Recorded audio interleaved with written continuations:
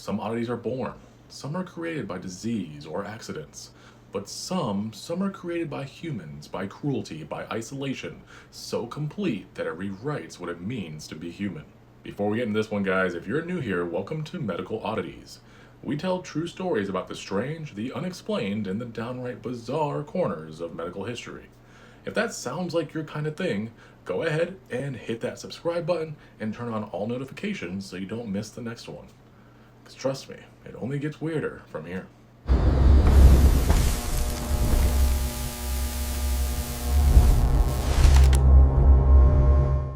This one's going to bring us to Arcadia, California, November 4th, 1970. A woman walks into a social services office with her daughter. The woman is nearly blind. She's there to apply for her disability benefits. The social worker processes her application, the standard procedures, and then she looks at the girl. The girl with her is small, really small for her age. So the mother says she's 13, but she looks like she might be 6 or 7 years old. But she's clearly severely malnourished. She's not moving, not speaking, just sitting in the chair, staring into the air, really. The social worker asks the mother some questions, and the answers, they don't really make sense. The timeline is wrong, the explanations are quite vague. And the social worker starts to notice other things. The girl is wearing a diaper. She's 13 years old and wearing a diaper. The social worker calls her supervisor, and the supervisor would immediately call the police. Within hours, police arrive at the family home in Temple City, a quiet suburb just outside of Los Angeles. What they find inside will become one of the most documented and disturbing cases in the history of psychology and neuroscience. The house, well, it looks fine from the outside. Small, suburban, nothing to suggest what's happening on the inside. And when police enter the back bedroom, they would find a girl, 13 years old, tied to a potty chair in a dark room. Not just sitting on it, tied to it. There's a whole harness around her body. Her arms are restrained, unable to move anything except for her hands and feet. The room has no other furniture except for that chair and a crib with a wire mesh cover. A human cage, basically. The windows, they're covered. There's no light that gets in, and the room is dark, silent, isolated from the rest of the house so no one can hear out. This girl, later given the pseudonym Genie by researchers, has spent most of her life in this room. Let me tell you about Genie's father. His name was Clark Wiley. He was in his 70s when Genie was discovered.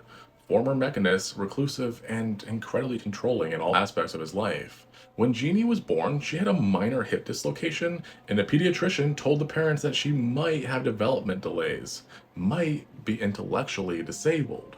Clark Wiley decided that that meant she was worthless to be a part of his family, subhuman to him, not deserving of any normal treatments. So what does he do? He locks her in the back bedroom, and he kept her there.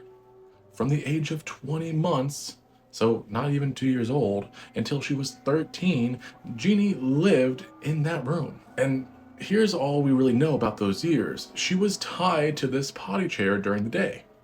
At night, if she was lucky, she was moved to a crib with the wire mesh cover. If she wasn't lucky, she would stay in that chair all night too. She was fed only baby food and milk, nothing solid ever, nothing that required chewing. Her jaw muscles, in fact, never actually developed. Nobody spoke to her. Her father forbade it. If she made noise, any noise, he would beat her. He'd stand outside her door and bark like a dog to terrify her into silence. She had no toys, no stimulation, no human contact beyond being fed and changed. That was it. For 13 years, Genie's entire world was that dark room, a potty chair, and the sound of her father barking at her through the door. When authorities removed Genie from that house, she could barely walk. Her legs hadn't developed properly from being restrained for so long, and she moved in a strange shuffling gait, holding her hands up in front of her like a rabbit. She weighed 59 pounds. She was 13 years old and weighed 59 pounds. She couldn't chew, couldn't swallow solid food. Her jaw muscles had atrophied. She couldn't speak at all. She'd learned a handful of words before being locked away, but she lost them. Now, she could only whimper or make small grunting guttural sounds. She wasn't toilet trained despite spending most of her life on a potty chair. She had no concept of how to use it properly at all. She couldn't focus her eyes beyond about 12 feet. She'd spent so long in this small, dark room that her vision never got to develop either, at least not normally. She had zero social skills, no understanding of human interactions or what to do around people. When people approached her, she didn't know how to respond. Sometimes she'd just claw at them. Sometimes she'd freeze like a deer in headlights. And emotionally, Genie was empty, blank. There was no effect, no expression, and no connection to the world or people around her. She was 13 years old, but in every measurable way, she was still an infant, maybe less than an infant, because at least infants would interact with the world. Infants cry, they reach out, they respond to stimuli. Jenny did not do any of that. She simply existed. Jeannie became a case study immediately. Researchers from UCLA, led by linguist Susan Curtis and psychologist David Rigler, took over her care because they wanted to know, could she learn? Could she recover? Is there a critical period for language development, and has she missed it? See, there's a theory in linguistics called the critical period hypothesis. It suggests that humans have this window, roughly from birth to puberty, during which the brain is wired to learn language. And if you don't learn language during that window, you simply never can, at least not fully. Animals raised in isolation showed these similar patterns. They can't integrate into smaller or normal social groups. They can't learn the behaviors they should have learned as infants.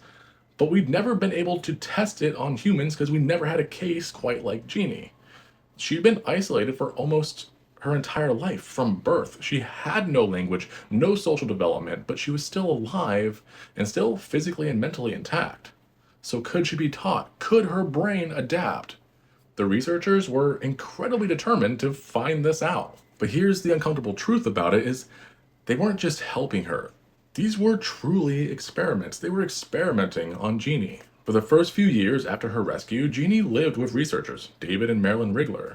They worked with her intensively, language lessons, social interactions, physical therapy, and she did make progress. It was slow and limited progress, but nonetheless, progress. She learned some words, but never full sentences, but she could say want, more, no, basic needs, basic communication type things. She learned to recognize people, started showing preferences. She liked certain people and avoided the others. She learned to walk better. Her physical coordination improved. She did actually start expressing emotions, not a full range, but she could show happiness, fear, frustration.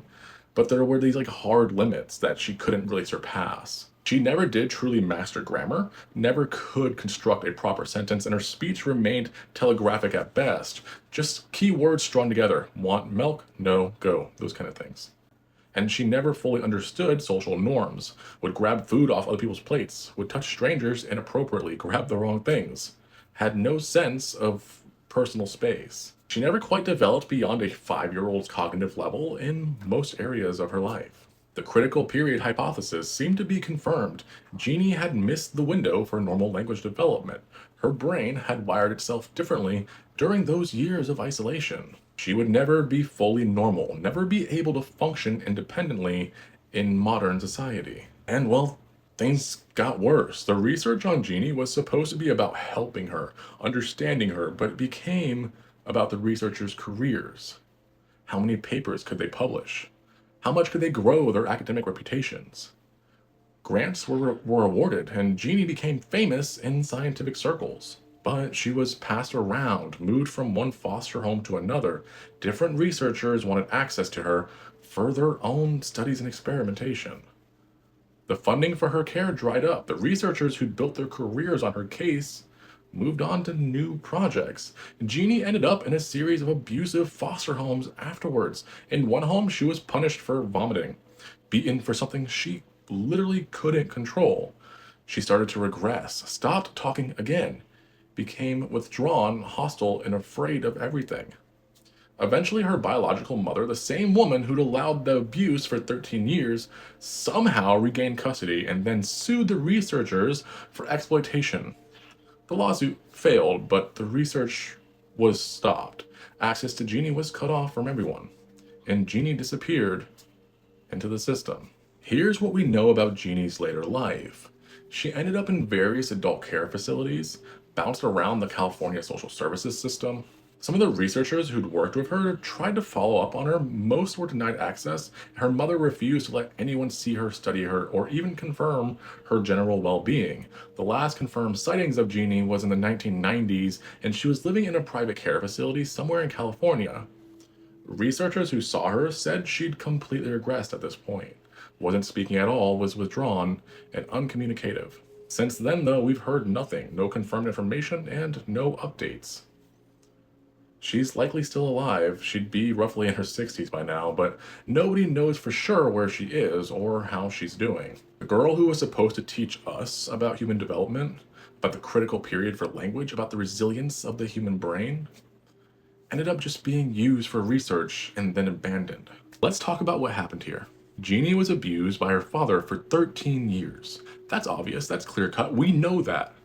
But then she was rescued and immediately turned into a research subject. Her care was contingent on her value as a case study to developers and researchers. When she stopped being useful, when the progress plateaued, when the funding dried up, she was discarded. The researchers published their papers, they built their careers, and then they moved on. Jeannie got nothing out of that. No stable home, no long-term care, no real life. Susan Curtis, one of the primary researchers, had expressed regret. She'd said that the research became more important than Jeannie's well-being, that mistakes were made. But regret doesn't undo that damage. Here's a question that haunts this case for me. Was the research actually worth it? Did we learn enough about human development to justify what happened to Jeannie after her supposed rescue? Some would argue yes, and Jeannie's case confirmed the critical period hypothesis, proved that language development was a biological window and advanced our understanding of neurodevelopment. But others, and myself, would argue no, because what did Jeannie get out of it?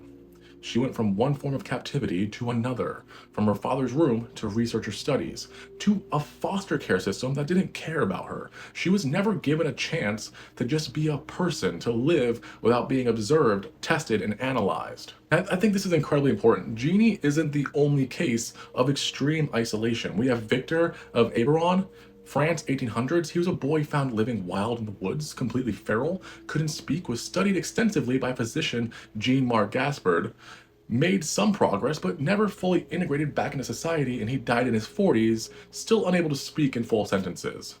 We have Caspar Hauser in Germany, 1828, appeared in Nuremberg at age 16, claiming to have been raised in total isolation. Also, barely speak, became a sensation. His story was never fully verified, was mysteriously murdered 5 years later. We have the Ukrainian dog girl. Ukraine, 1991, Oksana Malaya, found at age 8, had been raised by dogs, walked on all fours, barked instead of speaking, went through intensive therapy. She learned to walk upright and speak, but never fully recovered to normal human behaviors. Most recently, Danielle Crockett, Florida, 2005, found at age 7, had been locked in her room her entire life, never spoke, never learned to use a toilet, after years of therapy, made limited progress, but remains severely and developmentally disabled. The pattern is clear, guys. Isolate a child during their critical development years, and the damage is permanent, irreversible. There's nothing you can do to fix it. You can teach them some basics, some communication, some social skills, but you can't give them back what was stolen from them. You can't undo the neural pathways that were never formed, and you can't recreate the developmental stages that they missed. Somewhere in California, there's a woman in her late 60s who may or may not be Jeannie. She probably doesn't remember the researchers at this point. She probably doesn't remember the progress that she made, and doesn't remember the brief period when people thought she might recover. She's back in silence, back in isolation, not physical isolation this time, but social, psychological isolation. Nobody around her knows her story. They wouldn't recognize her. She's another elderly woman in the care system. The girl who was supposed to teach us about humanity ended up showing us something darker. How easily we use people when they're valuable and discard them when they're not. Jeannie's father realistically destroyed her childhood. The researchers gave her hope and then abandoned her, and the system failed her repeatedly. And now she's gone. Not dead that I could find, probably but gone nonetheless, disappeared in the same kind of silence her father imposed on her for 13 years. Some oddities are medical mysteries. Some are genetic anomalies. Some are accidents of nature.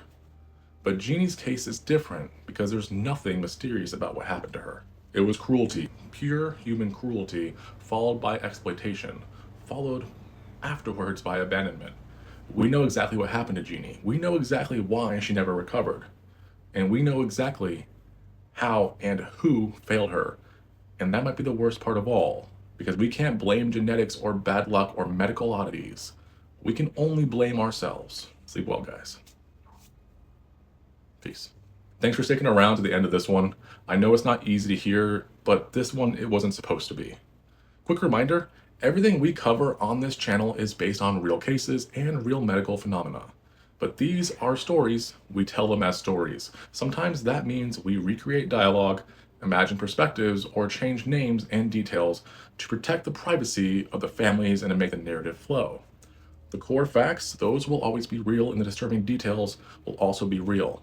But we're not writing medical journals here, we're sitting around the campfire, and campfire stories need a little room to breathe. If you think this story matters as much as I do, if you think Genie's story deserves to be remembered, do me a favor and like this video. It helps more people find these stories. And if you haven't already, subscribe and hit that notification bell. We've got plenty more medical oddities to explore. Not all of them are going to be this dark. Some of them might restore your faith in humanity instead of destroying it. But until next time, stay curious and be grateful for the people who loved you when you needed it most. Because not all of us have that. Thanks, guys. Peace.